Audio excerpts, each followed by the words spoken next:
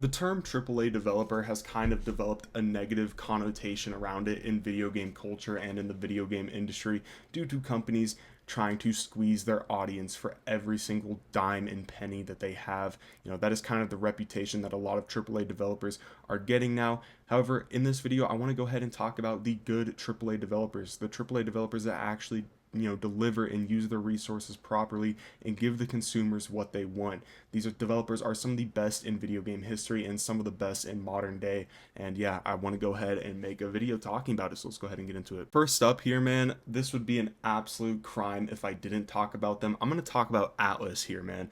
Atlus is one of the best AAA studios of all time. I mean, literally every single thing they put out is an absolute smash hit. Now, I'm gonna admit, like, these types of games that they make aren't really my style. I'm not too big into turn-based RPGs and JRPGs, but man, they really deliver every single time. I mean, in 2024 alone, they dropped Persona 3 Reload, Shinigami Tensei 5, and Metaphor ReFantazio. Three absolute smash hit games. Like I said before, these games aren't for me, but I mean, I have to mention them in this video because they deliver every time, and the production here is always top tier from like the soundtrack, the art style, and just overall content. Like I said, like a lot of these games are like 100+ hours, and I do eventually want to get into Atlus games. It's just like I don't have the time, but man, dude, they have really been killing it, especially in the 2020s.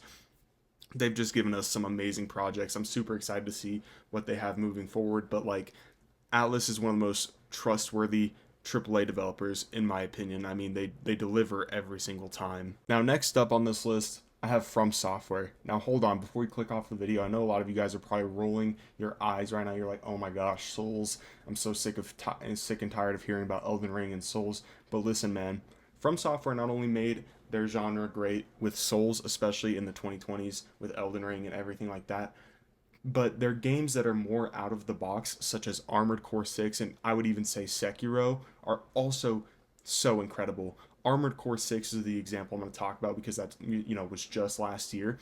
That game really surprised me because From Software is known for Souls. Like if I'm playing a FromSoft game, I think it's going to be Dark Souls. So a big robot mech game, I was like, what is this even going to be? And they did it again. They did it again because Armored Core 6 was fantastic, and they proved that they can step outside of their box and they can do something completely different for what they're known for and what they sell the most, which I think is crazy because Armored Core 6 was super successful, and they've said that they're going to, continue making those. And a lot of people say that From Software is a one-trick pony when it comes to their Souls formula, and I don't think that's true. I think as the 2020s move forward, we're going to see some great Armored Core titles from them, and I think that they're going to even release some original IPs. Nonetheless, Miyazaki, this dude is just he's a menace, man. Like he's so a menace in a good way. He's a creative mastermind. I love the Dark Souls franchise. I love Bloodborne, and it feels like From Software just keeps releasing better and better projects. I can't wait to see what they have moving forward.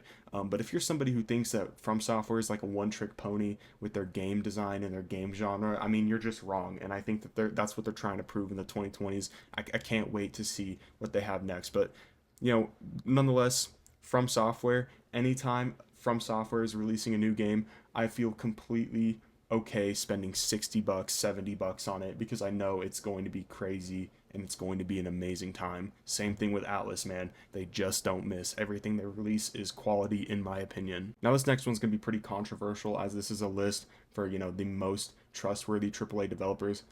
But hold on. CD Projekt Red. Okay, now listen. Cyberpunk was abysmal. That was a complete flop. I know. It not flop. It was a flop at launch. It's great now, and that's my point. Is it's great now. They really saved that game. They really did, and they've given us some crazy content. Edge Runners, the show is amazing. The DLC is obviously amazing. Cyberpunk is just an overall way better game now. Witcher 3, one of the most classic video games of all time at this point. The Witcher franchise is great. But Cyberpunk was really a rocky road for them. And I'm not gonna lie, is Cyberpunk the reason I will never pre-order most games now? Yeah, absolutely, because that game was actually so bad at launch. But you know what? CD Projekt Red put their all into correcting their mistakes. They refunded people, and then they fixed the game. And you know what? That's all I can ask for. They should have had more time on Cyberpunk. They got deadlines to make. I get it. They fixed it. And yeah, I would rather have a game release in a full state, but I think CD Projekt Red really did learn that lesson with Cyberpunk. I think their future projects like the Witcher games and their other Cyberpunk game coming out, I think those are going to be polished right at launch because CD Projekt Red owned up to their mistakes right away and they fixed it. And I think that's the difference here is like you have a lot of companies who will fix their games at launch, but they won't go to the extent that CD Projekt Red does, and that they care about their fan base at the end of the day. And like I said before, they've created an amazing cult following with Cyberpunk. The whole world and aesthetic and everything with this game is so great. Same with The Witcher. CD Projekt Red is one of the best. They're still one of the best to do it. Okay. Yeah, that's all I need to say. Next up, Square Enix. This is gonna be weird because I don't know if Square Enix technically counts as like a developer because I guess they're a publisher now, but you know what? I'm gonna include them in here anyways. Nonetheless, Square Enix. Anytime I see that logo on a box, I know this is about to be fire. Final Fantasy VII Rebirth, one of the best games to come out this year, probably Game of the Year. Uh, they've just been doing this for a long time. They've released some of the best video games straight up ever, and they've been doing this since like the 90s, man. The Final Fantasy franchise is always great. There's always a blast to pick up a Final Fantasy game. Kingdom Hearts is so good. Absolute classic right there. Square Enix, I mean, they're just, they deliver to their fans. And I know any game I pick up at GameStop or whatever, if it's got the Square Enix logo on it, I'm probably gonna enjoy it. And I think it's worth putting them in this video, even though they're a publisher. They were a developer at one point. I think it was like SquareSoft or something. But yeah, you know, Square Enix, nothing much I need to say. They're a top dog, and they've been doing this for a while. Next up, this might be a controversial pick as well, but I have Capcom. All right, Capcom, like they have a lot of microtransactions in their games, especially now. Like the Resident Evil remakes have microtransactions, and Dragon's Dogma 2 had the whole issue with microtransactions, but most of their microtransactions with their single player games are like completely optional, and I don't know why you would ever purchase them. But Capcom earns some brownie points here because first of all, like the Resident Evil remakes, they're fantastic. The microtransactions are a little bit annoying, but it doesn't get in the way of you enjoying the game. It's not pay to win, obviously, because it's like a single player game. Like again, I don't know why they're there, but the remakes that they make are fantastic. Dead Rising remake was great. Resident Evil remakes are great. Dragon's Dogma 2 was pretty good. It has its issues, but it was pretty good. Capcom, they crank out good games, and they get extra brownie points with me here because they actually came out and said that they plan on leaning towards physical media, and they plan on keeping their games physical at least, and they basically came out and said that there is an audience for that and they are willing to support that. You can go look that up, which is pretty huge because Ubisoft is a company that came out not too long ago, and they said that consumers should get used to not owning their games and that everything should go digital. So it's really nice to see a company like Capcom, that's pretty big in the space, kind of say otherwise and say no, physical media is still important to us and it's still important to our consumers. That's pretty great, and they definitely get brownie points here. All right, like I just think they do. And of course, I have to mention Larian Studios, the studio behind Baldur's Gate 3. I mean, they completely stunned the video game industry, man. You had other people in the video game space coming out and saying that this game was too good and to not expect games of this quality. Like, it was literally too good that it made the other people and their competition mad. What else can you say, man? Baldur's Gate 3, it's one of the best video games of all time at this point, I think. Even though I've tried to get into it personally, it's not really my cup of tea. Same deal with like Atlas games. It's like it's turn based everything, but I can still appreciate it even though I'm not into D&D like that. What they did was incredible.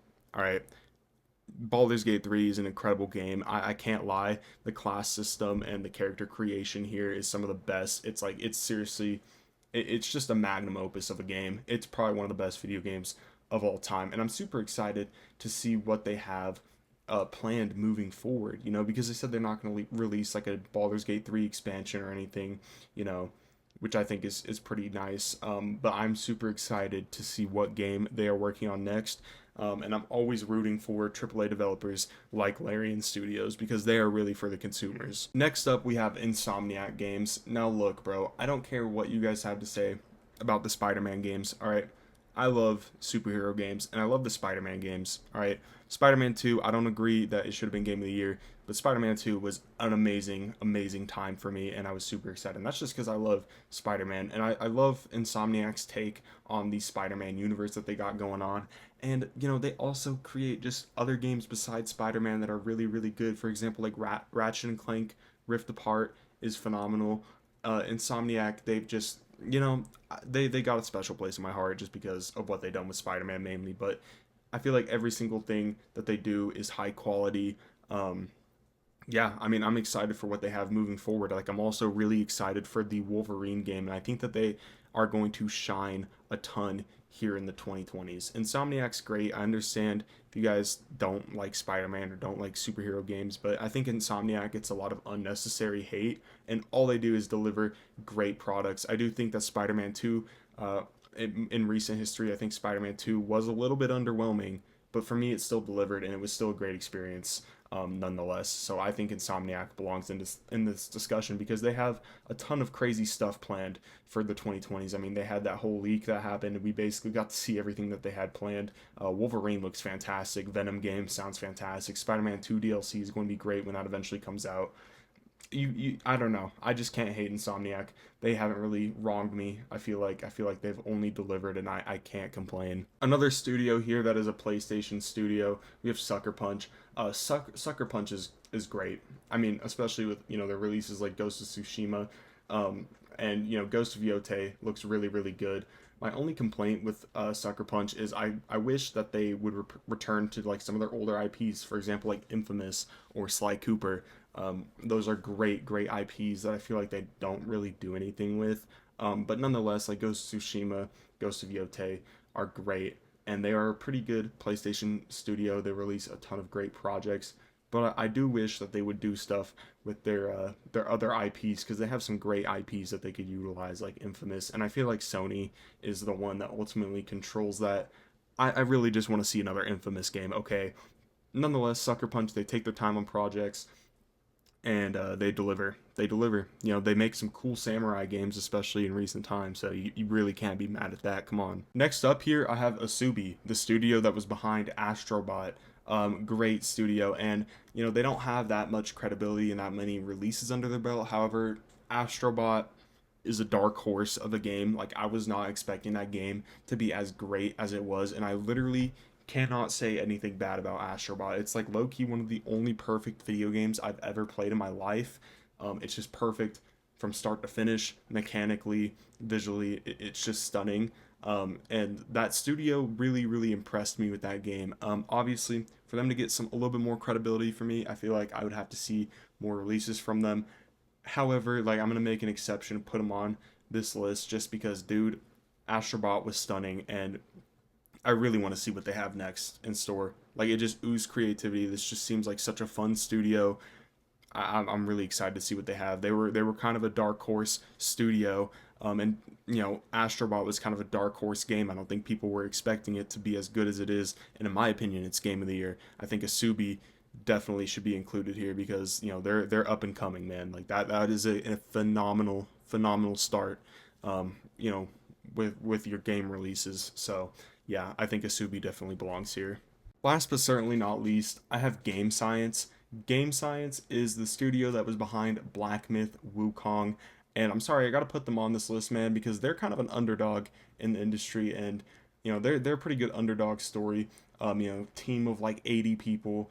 Black Myth Wukong was a super super ambitious project, and a lot of people were nervous that it wouldn't hold up, and I don't know, man. Like, they delivered. For me, they delivered. Black Myth Wukong is awesome. It has so much content. It's not a perfect game, I will admit, but Game Science impressed me here. It did exceed my expectations, and overall, I'm just excited to see what they have next in store. I feel like Black Myth Wukong was a great release that gives them some credibility, and you know, I want to see more games from them. You know, I once again, same thing as Asubi. I would like to see some more games under their belt for them to be a little bit more credible, but I do want to put them on this list because Black Myth Wukong was a super ambitious project that could have gone wrong. It was super risky with the team size and the scale that they were going for. I think they ultimately delivered, and that sort of scrappiness and that sort of craftiness in the video game industry is super super helpful. And once they get more of a budget, I hope they take all of their sales that they got from Black Myth Wukong and invest that into another project. I think that they will be a big developer, and I think that we'll see some crazy titles from them. So yeah, Game Science is going to go here as well. Whether you guys like it or not, I don't care. But yeah, that's going to do it for the video. And like I said before, like the term AAA developer gets a lot of negative backlash around it, and it's because of companies like Ubisoft and EA. Like I completely understand, no defending them there. And it's really annoying, all the microtransactions and just BS we have going on in the industry. It's pretty annoying. But I did want to make a video kind of talking about the good AAA developers, because they're not all bad. All right, like there's some great AAA developers, and I wanted to make a video to kind of give them more recognition and some more buzz and some more discussion, because I feel like a lot of the times in the video game industry we just focus on the negatives, which the negatives are important, but I think it's good to celebrate the highs as well. So, and the people who give us good products. So yeah, that's my list of good AAA developers that are actually trustworthy, especially here in the 2020s. Make sure you guys drop a like and a subscribe if you guys want to see more regular content like this, and I'll catch you guys in the next video. Peace.